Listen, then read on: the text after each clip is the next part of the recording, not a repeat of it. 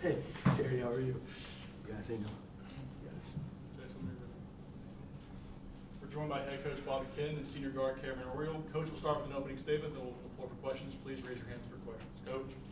I thought the atmosphere in here tonight for a league game was fantastic. If you're a fan of college basketball and you're able to be here tonight, I mean, it was a tremendous game. I think we have 13 lead changes. It was a fantastic college basketball game. I thought our team did a great job of staying together, and we talked about our pregame theme today was grit. And just no matter what, sometimes you gotta persevere. We talk about successful people being the ones that can handle adversity and keep going before they get results.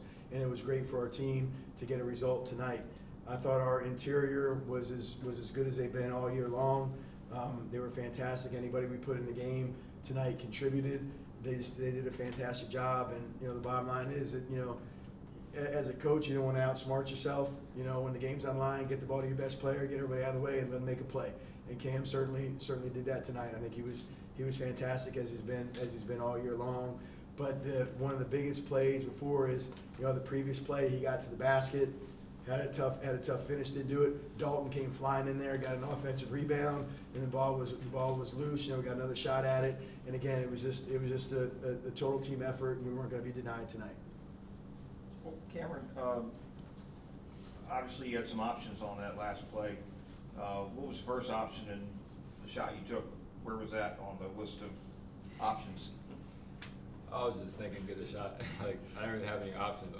Obviously I thought they might double, so just trying to get the ball out of my hands. But I mean, once I sent it in, I was just trying to get to my spot and just rise up and shoot it. Okay, Bobby, what was your that play? Obviously, get the ball in his hand, as you just said.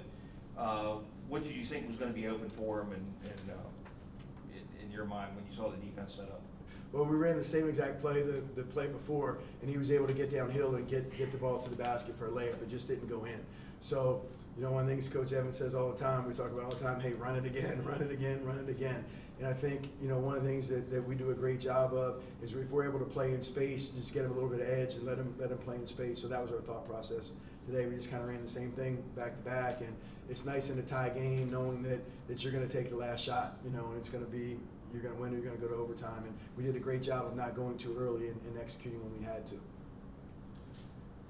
Coach, do you feel like if that game had gone another 5 minutes that the starters would have been able to, not get too tired because they were playing for most of the game? All three of them had over 30 minutes. Absolutely, we would have found a way.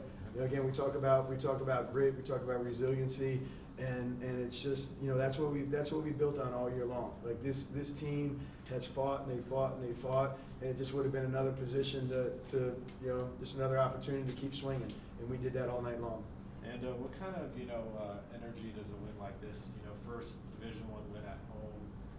You guys have kind of been feels like sometimes maybe on the other side of these 50-50 games. So how much kind of confidence does this win bring for the rest of the season? I think as you progress with the team, one of the hardest things to do with a team is learn how to win, and I think we're learning how to win. We've been in so many of these games all year long, and now we're starting to come out on the right side of these. Now the other thing that we talked today about the pregame is what's our response going to be? We had a great win on the road at North Alabama, very good, very veteran team, and then we came back and we couldn't back it up at Central Arkansas. We didn't finish.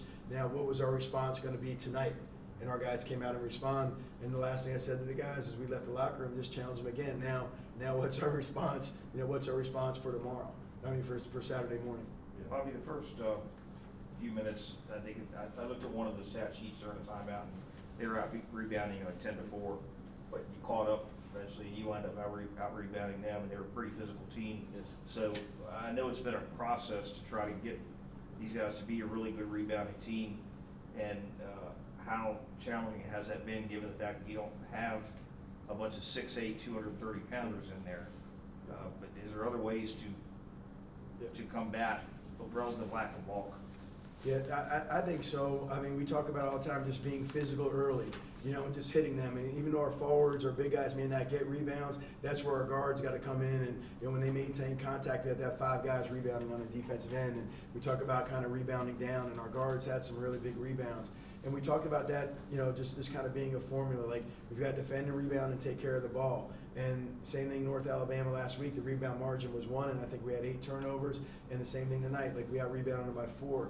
When we separated the game in the first half a little bit, I think we out-rebounded them by 6 or so over media, and that helped us separate the game. And then it helped us finish the game on the glass tonight. You mentioned Dalton pretty early. Oh, yeah. For a guy who didn't score a basket, was that about as good a basketball game as you've seen? I didn't know he didn't score a basket. Yeah. like I He did didn't everything realize else. that. Like those guys have been. He's been absolutely fantastic. Like I said, his follow up when Cam went to the basket the play before, you know, he's right there. And one thing about Dalton is the greatest thing as a coach is you never have to coach effort from him. Like, he's going to give you all he has every single second he's on the floor. He's been a great leader for our program. He's mentored some of the younger guys. And, you know, along those lines, to watch the growth of Nestor has been absolutely fantastic. Like, he has a tremendous care factor. And, you know, now, you know, one of the things when you lead, you know, it's sometimes it's really hard to lead when you haven't produced. You know, and that's kind of a hard thing to do. Well, now, you know, he's really producing and playing at a high level, and it's a little bit easier. It's a little bit easier lead, but he's had a lot of faith in his teammates, and he's done it all year. He's done it all year long. He's never wavered, and he's been fantastic. I'm very proud of him to kind of see his growth on the court and let him have some success as well. Cameron, do you think that the ceiling is still up there for this team, that you've improved a lot, but there's still a lot more room to grow? That's 100%. I mean, I've never doubted our team. Obviously, we had some tough losses, but I mean, the confidence is always there and the faith's always been there. So we've got to continue to keep getting better and start the streak. Coach, is there a better energy guy on game day than Nestor Diachok?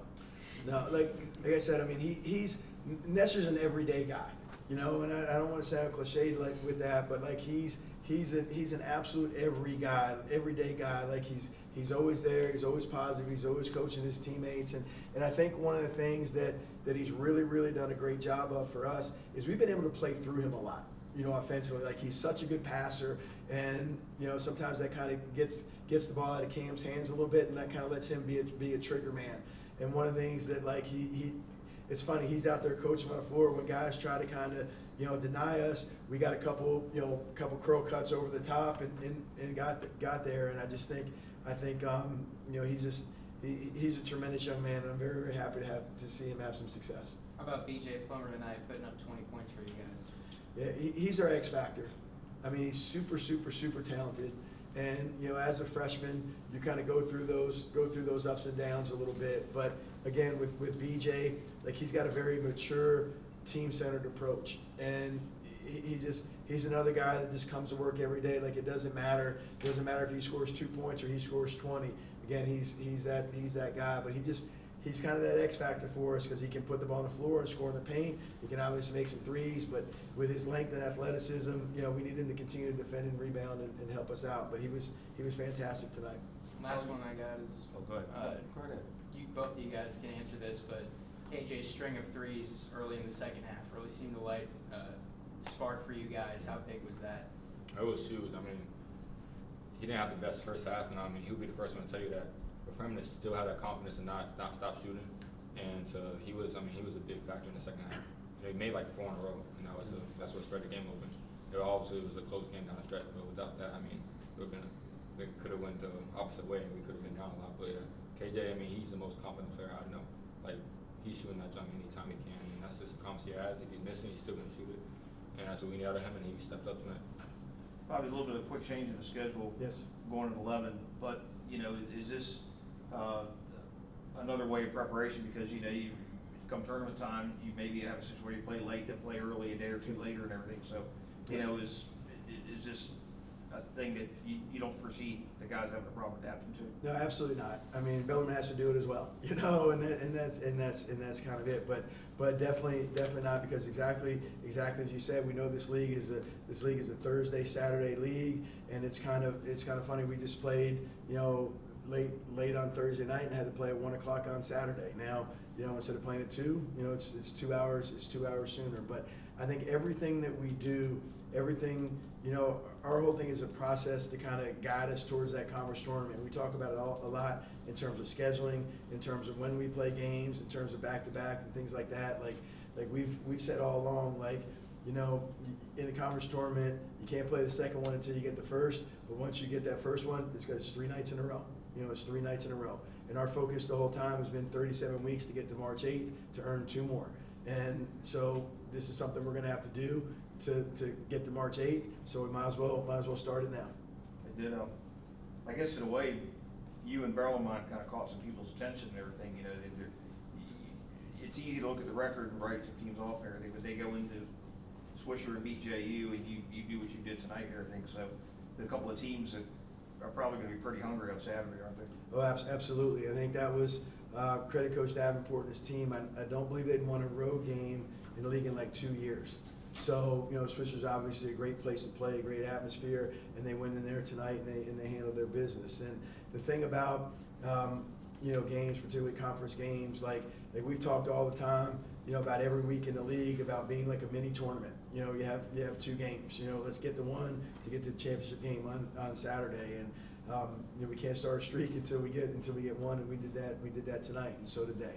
So I mean, there's such a fine line and such a small margin for error in this league. There's a lot of quality teams, and it's about just getting better every single day and growing, and we're going to continue to do that, and they obviously are as well.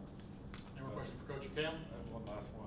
Coach, even with, the press that EKU was running for most of the game, we're still able to outscore them, points on turnovers, limit their turnovers. Is that something you guys emphasized in practice, not allowing them to speed up the game for you guys? Yeah, I mean, it was our thing going in, is like we wanted to attack.